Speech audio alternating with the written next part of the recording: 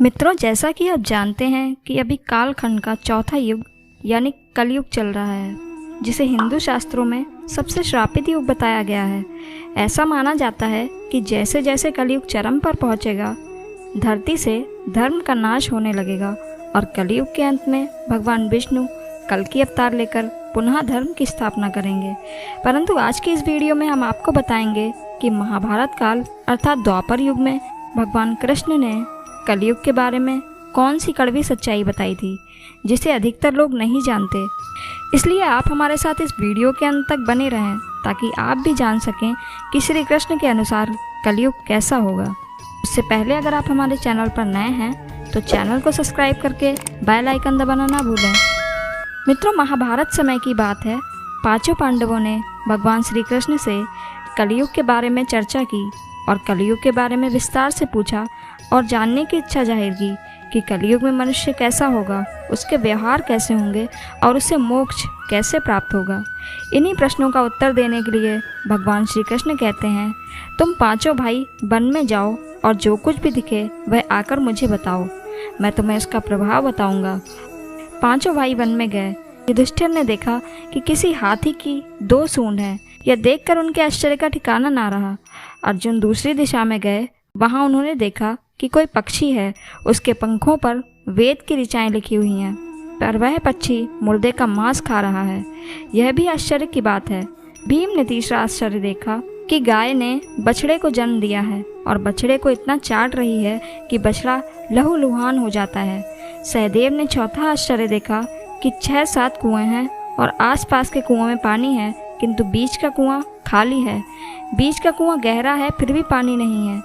पांचवें भाई नकुल ने भी एक अद्भुत आश्चर्य देखा कि एक पहाड़ के ऊपर से एक बड़ी शिला लुढ़कती लुढ़कती आती है और कितने ही वृक्षों से टकराई पर उन वृक्षों के तने उसे रोक ना सके। कितनी ही अन्य शिलाओं के साथ टकराई पर वह रुक ना सकी। अंत में एक अत्यंत छोटे पौधे का स्पर्श होते ही वह स्थिर हो गई। पांचों भाइयों के आश्चर्यों का कोई ठिकाना ना रहा।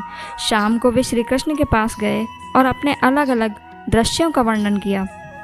युधिष्ठिर कहते हैं, मैंने तो 2 सूंड वाला हाथी देखा तो मेरे आश्चर्य का कोई पारा ना रहा।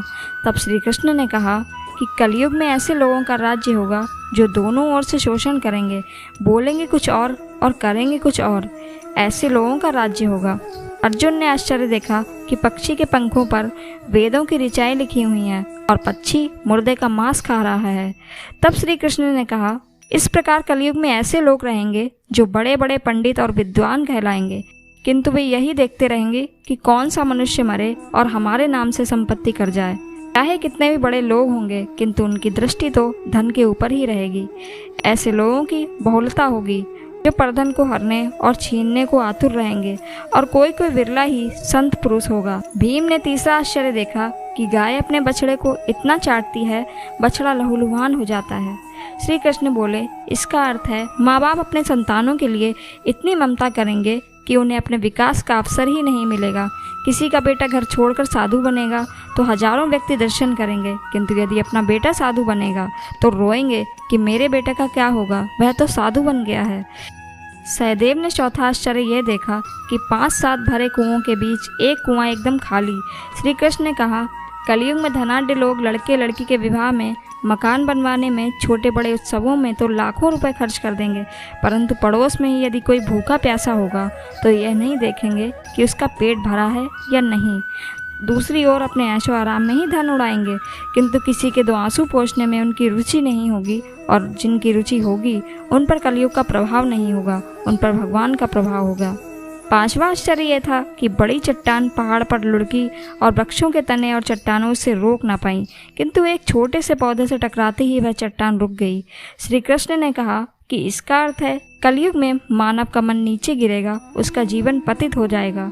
यह पतित जीवन धन की शिलाओं से नहीं रुकेगा और ना ही इसे सत्ता के वृक्षों से रोका जा सकेगा, किंतु हरिनाम के एक छोटे से पौधे से मनुष्य जीवन का पतन होना रुक जाएगा। आपको वीडियो पसंद आई हो तो लाइक शेयर करना ना भूलें। जय श्री कृष्ण। धन्यवाद।